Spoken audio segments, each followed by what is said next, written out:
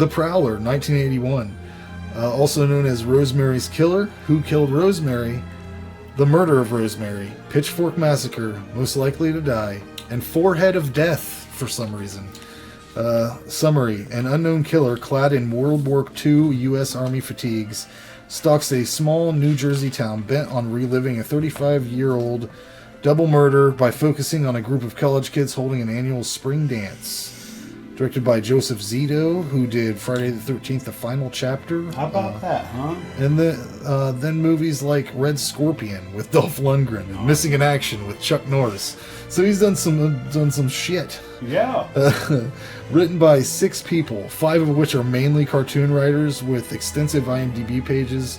And one of the writers, Neal Barbera, is the son of Joseph Barbera of Hanna-Barbera fame. What do you have? Tagline: You don't need a chainsaw to have a massacre. Distributed by Sandhurst and out on Blu-ray through Blu-ray Underground 2016. Fun facts. Tom Savini considers this to be his best work. He also did all the Prowler's kills, so anytime that there's a kill, it's Tom in the suit. This film was the reason that director Joseph Zito got that Final Chapter job. Evidently they liked this so much that they're like, we need to snag that dude. I wrote down all the kills for this one. Jared. What? It's gonna be a lot of reading going. No. I just wanted to. There's. I don't care. There's 8 kills. There's the first kill, pitchfork through a couple, which was pretty. It would have just been a pretty. I mean, that's the highlight of this film, right? It's the pitchfork. It's the kills. Whenever he kicks when he kicks his boot into the pitchfork, it really drives it home.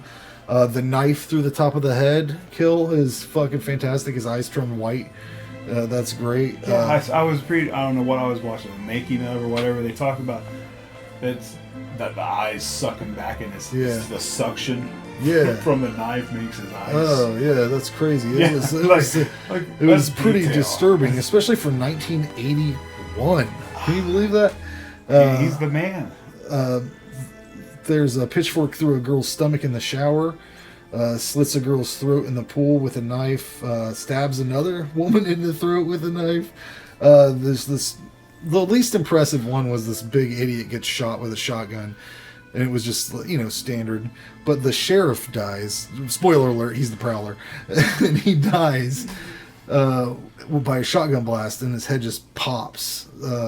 It's a great Savini kill. A pitchfork is a pretty weird weapon for a former soldier to rely on. You think I guess he does end up using the gun that he loads up at the beginning. Do you think that somebody involved just had a really cool police badge collection, and they're like, hey guys, like, my friend's got this police badge collection, can we hang it in the sheriff's station scene? Because otherwise they had to rent that. I don't even know what you're talking about. They're in the sheriff's. It stood out to me. It was a big giant display of just different police badges. And I thought, I just thought in my head, some guys like, my brother Kenny's got a fucking display case full of badges, man. He'd love to get in on this movie. It's obvious that somebody was really proud of that fucking thing. But there's a band in this movie, kind of a similar theme. Party at a college. This band is called Nowhere Fast, and they're much better than another band. You can find their self-titled release for $3.99 if you dig these funky, fresh sounds. Couldn't fast this morning, so I helped myself by going for a ride. This movie is basically, like, quality-wise, right there with Friday the 13th and My Bloody Valentine. They pull a lot from those two, I think. I don't know which came first, but there's kind of some similar, like, even Friday 80?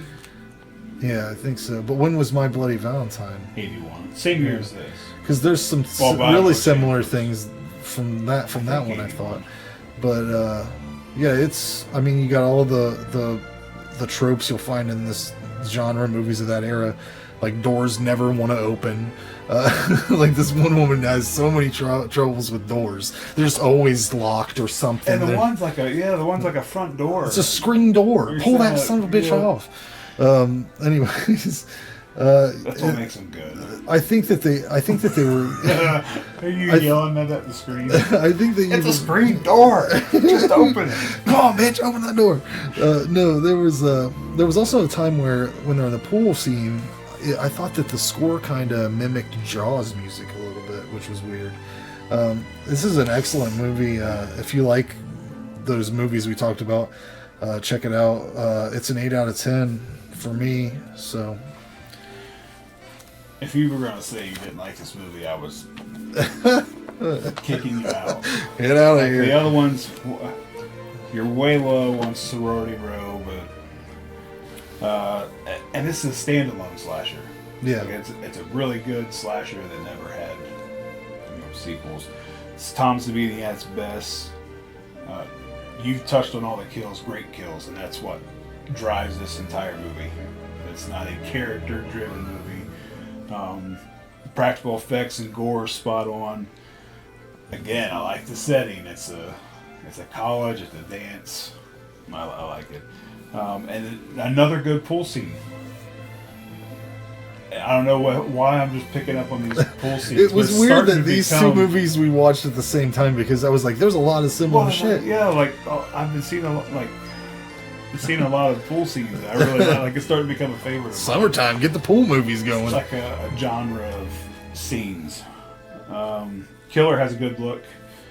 I think this is pretty much spot on with everything as far as slashers. If you're a fan of slashers, highly recommend. I think it'd be a nice double feature with My Bloody Valentine. Yeah, definitely. I give it a 10. There's an official approved. Yeah. Well, that's this episode. Join us next time for a bunch of movies that Jason does not like.